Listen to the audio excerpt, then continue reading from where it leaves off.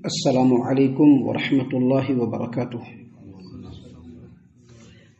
اعوذ باللہ السمیع العلیم من الشیطان الرجیم من حمزہ ونفخہ ونفثہ۔ بسم اللہ الرحمن الرحیم۔ وَإِنَّ الَّذِينَ لَا يُؤْمِنُونَ بِالْآخِرَةِ عَنِ الصِّرَاطِ لَنَاكِبُونَ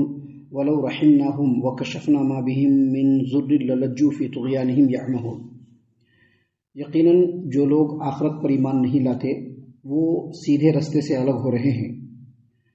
اور اگر ہم ان پر رحم کریں اور جو تکلیفیں ان کو پہنچ رہی ہیں دور کر دیں تو پھر بھی وہ اپنی سرکشی پر اڑے ہوئے بھٹکتے پھریں گے۔ سامعین کرام، سورۃ المومنون سورہ نمبر 23 اور اسی سورت سے ابھی آپ کے سامنے آیت نمبر 74 75 یعنی 74 اور 75 یہ دو آیات آپ کے سامنے تلاوت کی گئیں۔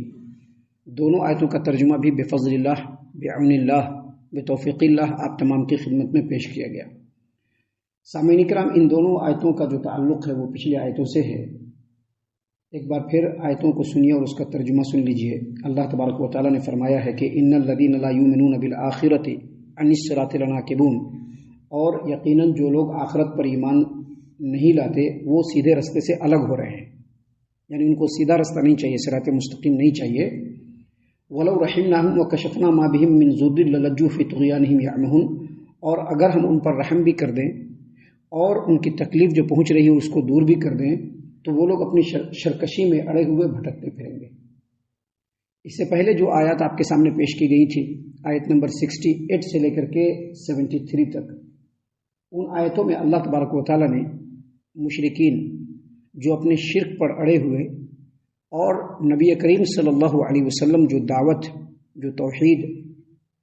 جو اللہ کا رستہ، جو صراط مستقیم ان کے سامنے پیش کر رہے ہیں، ان کو وہ لگاتار جھٹلا رہے ہیں۔ وہ جھٹلانے کی کئی وجہ بیان کرتے ہیں کہ ہم اس لیے نہیں مان رہے، ہم اس لیے نہیں مان رہے، ہم اس لیے نہیں مان رہے۔ اللہ تبارک و تعالیٰ نے انہی چیزوں کا ذکر کرتے ہوئے یہاں پر بیان فرمایا کہ جو وہ بہانہ کر رہے ہیں یا جو وجہ بیان کر رہے ہیں وہ بالکل جھوٹ ہے، وہ کوئی وجہ ہی نہیں ہے۔ اللہ تبارک و تعالیٰ نے پہلی بات یہ بیان کی کہ وہ لوگ قرآن کریم کو نہیں مان رہے، کہتے کہ نہیں ہم اس کو نہیں مانیں گے۔ حالانکہ اگر وہ لوگ قرآن کریم میں غور و فکر کریں اور قرآن کریم کے اندر جو باتیں اللہ تبارک و تعالیٰ نے نازل فرمائی ہیں ان باتوں کو وہ سمجھیں، اس پر غور و فکر کریں تو ان کو پتہ چل جائے گا کہ محمد صلی اللہ علیہ وسلم کوئی نئی بات لے کر کے نہیں آئے ہیں، بلکہ یہ وہی باتیں ہیں جو پچھلے نبیوں کے اوپر اللہ نے نازل فرمایا، اور یہ وہی باتیں ہیں جو پچھلے نبیوں سے ان کے باپ داداؤں نے سنا، کوئی الگ بات نہیں ہے۔ اگر غور کر لیں گے تو ان کے دل کے دروازے کھل جائیں گے۔ دوسری وجہ اللہ تبارک و تعالیٰ نے بیان فرمائی کہ یہ بھی ہو سکتا ہے کہ جو مشرکین مکہ ہے نبی کریم صلی اللہ علیہ وسلم کی دعوت توحید پر جو ایمان نہیں لا رہے ہیں، اس کے پیچھے کارن یہ ہو کہ نبی صلی اللہ علیہ وسلم ان کے لیے اجنبی ہوں، کیونکہ جو اجنبی ہوتا ہے اس کی بات پر لوگ جلدی بھروسہ نہیں کرتے جب تک کہ اس کی تحقیق نہ کر لیں۔ لیکن نبی کریم صلی اللہ علیہ وسلم تو انہی مشرکین کے درمیان میں پلے بڑھے ہیں، وہی پیدا ہوئے، وہی جنمے، وہی بڑے ہوئے، بچپن سے لے کر کے 40 کی عمر تک نبی کریم صلی اللہ علیہ وسلم کا پورا تجربہ ہے ان لوگوں کو۔ ان لوگ جانتے ہیں کہ نبی صلی اللہ علیہ وسلم کبھی جھوٹ بولنے والے نہیں۔ ان لوگوں نے نبی کریم صلی اللہ علیہ وسلم کی صداقت اور امانت کو دیکھ کر کے ہی آپ کو صادق اور امین کہا۔ آپ صلی اللہ علیہ وسلم تو جھوٹ نہیں بولتے۔ جب آپ صلی اللہ علیہ وسلم کسی انسان کے اوپر جھوٹ نہیں بول سکتے، کسی انسان کے لیے جھوٹ نہیں بول سکتے، تو اللہ تبارک و تعالیٰ پر جھوٹ بولیں گے؟ لہٰذا یہ وجہ بھی بیکار ہے۔ سامعین کرام، اللہ تبارک و تعالیٰ نے انہی آیتوں میں یہ بھی فرمایا کہ ہو سکتا ہے، اور یہ لوگ کہتے بھی ہیں کہ نبی کریم صلی اللہ علیہ وسلم مجنون ہے، دیوانہ ہے، لیکن خود مشرکین مکہ کا کہنا ہے کہ نبی کریم صلی اللہ علیہ وسلم جو باتیں بیان کرتے ہیں وہ پاگلوں والی باتیں نہیں ہیں بلکہ بہت عقل والی باتیں ہیں جس کو سننے اور سمجھنے کی ضرورت ہے۔ لہذا اگر کوئی یہ کہتا ہے کہ نبی کریم صلی اللہ علیہ وسلم مجنون ہے، ہم اس لیے ان کی بات نہیں مان رہے ہیں، آپ صلی اللہ علیہ وسلم دیوانے ہیں اس لیے ہم آپ کی بات نہیں مان رہے، یہ بات بالکل غلط ہے اور جھوٹ ہے۔ سامعین کرام، اللہ تبارک و تعالیٰ نے آگے بڑھتے ہوئے انہی آیات میں یہ بھی کہا کہ یہ بھی ہو سکتا ہے کہ لوگ یہ کہیں یا یہ وجہ بنائیں کہ نبی صلی اللہ علیہ وسلم جو لوگوں کے درمیان اللہ کی بات پہنچا رہے ہیں اس کا معاوضہ مانگ رہے ہیں، ام تسألہم خرجا فخراج ربک خیر، لیکن یہ بات بھی نہیں۔ اللہ کے رسول صلی اللہ علیہ وسلم جو توحید لوگوں کے درمیان میں پھیلا رہے ہیں اس کی کوئی اجرت نہیں مانگ رہے ہیں۔ اللہ تبارک و تعالیٰ کی رضامندی کے لیے اللہ کی بات کو لوگوں تک پہنچا رہے ہیں۔ آپ صلی اللہ علیہ وسلم کے حالات فائنینشیلی رسول بننے سے پہلے اچھے تھے، ہر طرح سے مال و دولت سے بھرپور تھے، بیوی خود اس وقت کی سب سے بہترین بزنس مین ان کی بیوی، لیکن اس کے باوجود جب نبی کریم صلی اللہ علیہ وسلم نے دین کی دعوت کو لوگوں کے درمیان پھیلانا شروع کیا تو کاروبار چھوٹ گیا، مفلسی آ گئی، جن لوگوں کے آنکھوں کے تارا تھے ان لوگوں کے آنکھوں کے کانٹا بن گئے۔ تو اگر کوئی یہ کہتا ہے کہ نبی کریم صلی اللہ علیہ وسلم پیسہ مانگ رہے ہیں تو یہ بات بھی غلط ہے۔ اصل بات اللہ تبارک و تعالیٰ نے ان 2 آیتوں میں بتلایا، کیا بتلایا؟ کہ کفر کے اندر یہ لوگ اتنے پکے ہو گئے ہیں، کفر کے اندر یہ لوگ اتنے سخت ہو گئے ہیں، جس شرک اور کفر کو یہ لوگ مان رہے ہیں اس میں یہ لوگ اتنے گہرے ہو گئے ہیں کہ ان کے سامنے کتنی بھی باتیں بیان کر دو یہ لوگ ماننے والے نہیں ہیں۔ اللہ تبارک و تعالیٰ نے اسی بات میں یہاں پر کہا وَإِنَّ الَّذِينَ لَا يُؤْمِنُونَ بِالْآخِرَةِ عَنِ الصِّرَاطِ لَنَاكِبُونَ، اور یقیناً جو لوگ آخرت پر ایمان نہیں لاتے وہ صراط مستقیم سے الگ ہو رہے ہیں۔ آج بھی آپ دیکھ لیجئے، جن کی تقدیر میں ایمان ہوتا ہے، جن کے دل میں چاہت ہوتی ہے اچھائی کو قبول کرنے کی، ان کے سامنے ایک بار ایمان جاتا ہے وہ فوراً قبول کر لیتے ہیں۔ بڑے بڑے لوگ دنیا میں، بڑے بڑے سیلیبریٹی، ان کے سامنے اسلام ایک بار پہنچا قبول کر لیا ان لوگوں نے، اور جن کے دل کے اندر چاہت نہ ہوتی ہے تو بابا بھیم راؤ امبیڈکر جیسا آدمی بھی اسلام کو چھوڑ کر کے دوسری طرف بھاگ جاتا ہے۔ بھاگتا ہے کہ نہیں بھاگتا ہے؟ کیونکہ دل میں چاہت نہیں ہے، کفر بالکل پکڑ لیا ہے، آخرت پر ایمان نہیں ہے ان کا۔ تو اللہ تبارک و تعالیٰ نے یہاں پر اصل مشرکین مکہ کے دل کے اندر جو کفر کی سختی ہے، جو ان کے اندر جو شرکشی ہے، جو وہ آخرت اور اللہ پر ایمان نہ لانے کا جو ان کے اندر مضبوط جذبہ ہے، اس کو بیان کر رہے ہیں اللہ تبارک و تعالیٰ۔ اللہ فرما رہے ہیں وَإِنَّ الَّذِينَ لَا يُؤْمِنُونَ بِالْآخِرَةِ عَنِ الصِّرَاطِ لَنَاكِبُونَ، اور یقیناً جو لوگ آخرت پر ایمان نہیں لاتے وہ سیدھے رستے سے الگ ہو رہے ہیں، وہ سیدھے رستے پر نہیں آئیں گے، چاہے ان کو جتنا بھی بتلا دیا جائے۔ اللہ نے آگے فرمایا وَلَوْ رَحِمْنَاهُمْ وَكَشَفْنَا مَا بِهِمْ مِنْ ضُرٍّ لَلَجُّوا فِي طُغْيَانِهِمْ يَعْمَهُونَ، اگر ہم ان کے اوپر رحم کر دیں اور جو تکلیف ان کو پہنچ رہی ہے اس کو دور کر دے، اس کا 2 مطلب بیان کیا گیا ہے۔ پہلا مطلب یہ بیان کیا گیا ہے کہ اگر قرآن اور اللہ تبارک و تعالیٰ کے پیغام کی حقیقت کو ان کو ہم سمجھا دیں، بتا دیں کہ ہاں یہ حقیقت ہے، یہ سچ ہے، ان کے دل کے اندر یہ جذبہ ڈال بھی دے، گھسیڑ بھی دے کہ نہیں یہ قرآن حق ہے، یہ نبی بالکل سچا ہے اور برحق ہے، پھر بھی وہ لوگ اپنی گمراہی میں بھٹکتے رہیں گے، وہ سیدھے راستے پر آنے والے ہیں۔ اللہ تبارک و تعالیٰ نے اسی بات کو قرآن کریم سورۃ الانفال آیت نمبر 23 میں فرمایا وَلَوْ عَلِمَ اللَّهُ فِيهِمْ خَيْرًا لَأَسْمَعَهُمْ، اگر اللہ تبارک و تعالیٰ ان مشرکین کے اندر کوئی خیر دیکھتا، کوئی اچھائی دیکھتا تو اللہ تعالیٰ ان کو سچی بات سنا دیتا، یعنی ان کو سننے کی توفیق دے دیتا کہ یہ سچی بات ہے، اس کو سن لو، اور سننے کی توفیق دیتا تو وہ مان لیتے۔ لیکن اللہ نے فرمایا وَلَوْ أَسْمَعَهُمْ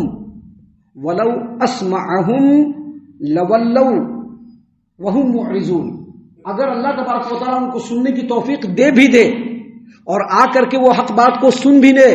سچائی کو سمجھ بھی لے، پھر بھی وہ منہ پھیر کے بھاگیں گے، اعراض کریں گے، وہ مانیں گے نہیں۔ کیوں نہیں مانیں گے؟ کیونکہ کفر بالکل جڑ پکڑا ہوا ہے۔ اور اس کا دوسرا معنی یہ بیان کیا گیا کہ ایسے مشرکین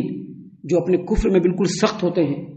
جب یہ قیامت کے میدان میں پہنچیں گے اور وہاں پہنچنے کے بعد جب ان کا فیصلہ ہو جائے گا اور جب یہ لوگ جہنم میں چلے جائیں گے اور وہاں کے عذاب سے 2-4 ہو رہے ہوں گے تو وہاں پر کہیں گے کہ اگر ہم کو پھر سے دنیا میں لوٹا دیا جائے تو ہم اچھا کام کریں گے، لیکن اللہ نے کہا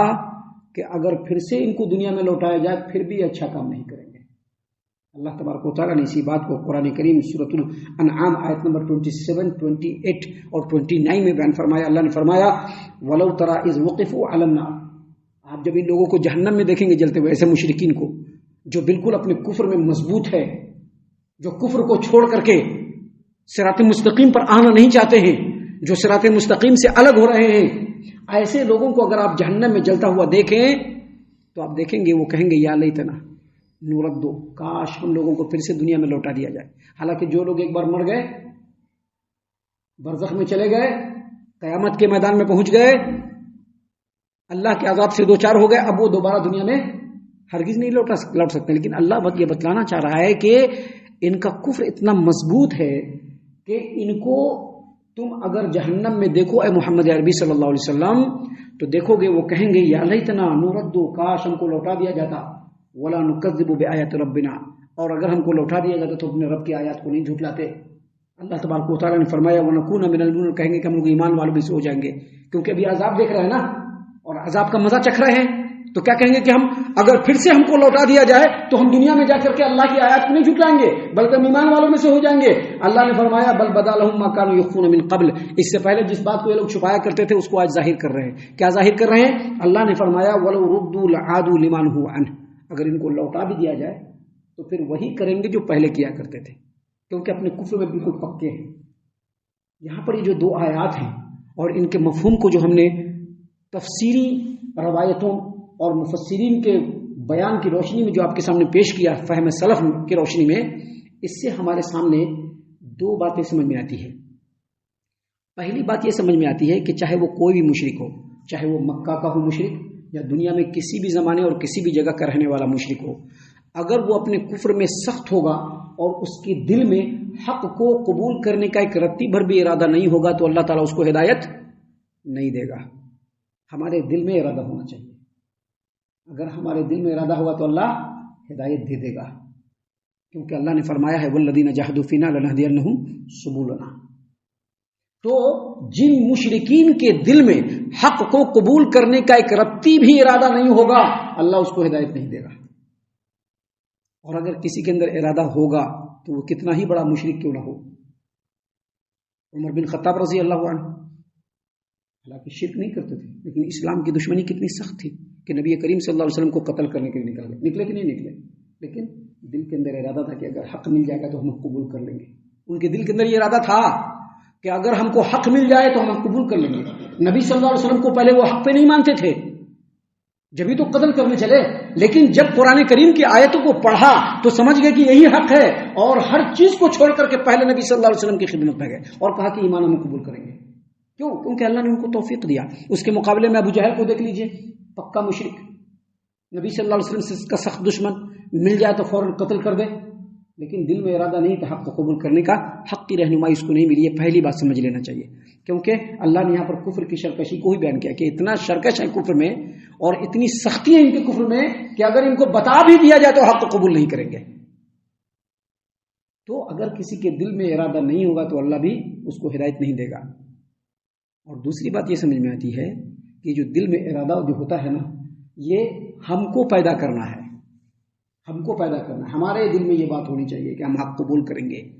اگر حق مل گیا تو ہم حق کو فوراً قبول کریں گے، حق کو چھوڑیں گے نہیں۔ ابھی بہت سارے لوگ ہیں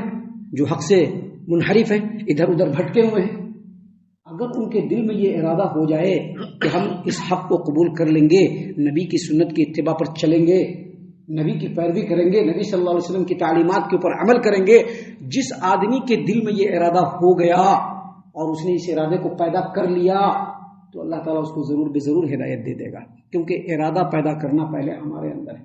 اللہ نے فرمایا ہے والذین جاہدوا فینا، جو ہمارے راستے میں کوشش کرے گا لنہدینہم سبلنا، تو ہم اس کو سیدھا راستہ دکھا دیں گے۔ تو سامعین اکرام، یہ باتیں ہیں جو اللہ تبارک و تعالیٰ نے ان آیتوں میں بیان فرمایا ہے۔ ہم اللہ سے دعا کرتے ہیں کہ اللہ تعالیٰ ہم تمام کو ان باتوں کے اوپر خوب غور و فکر اور تدبر کرنے کے ساتھ ساتھ ان باتوں پر عمل کرنے کی بھی توفیق عنایت فرمائے، آمین۔ اللہ تعالیٰ ہم تمام کو صحیح معنوں میں پکا سچا مومن مسلمان بنائے، اللہ اور اس کے رسول صلی اللہ علیہ وسلم کی اطاعت و فرما برداری کرنے والا بنائے، صحابہ کرام رضی اللہ عنہم کے طریقے پر چلنے والا بنائے، جنت الفردوس میں جگہ عطا فرمائے۔ اے اللہ ہم تمام کو جہنم سے پناہ دے، اے رب العالمین ہم تمام کو جہنم سے پناہ دے، اے مالک الملک ہم تمام کو جہنم سے پناہ دے، آمین یا رب العالمین۔ وما علینا الا البلاغ المبین۔ تبارك الذي نزل الفرقان على عبده ليكون للعالمين نذيرا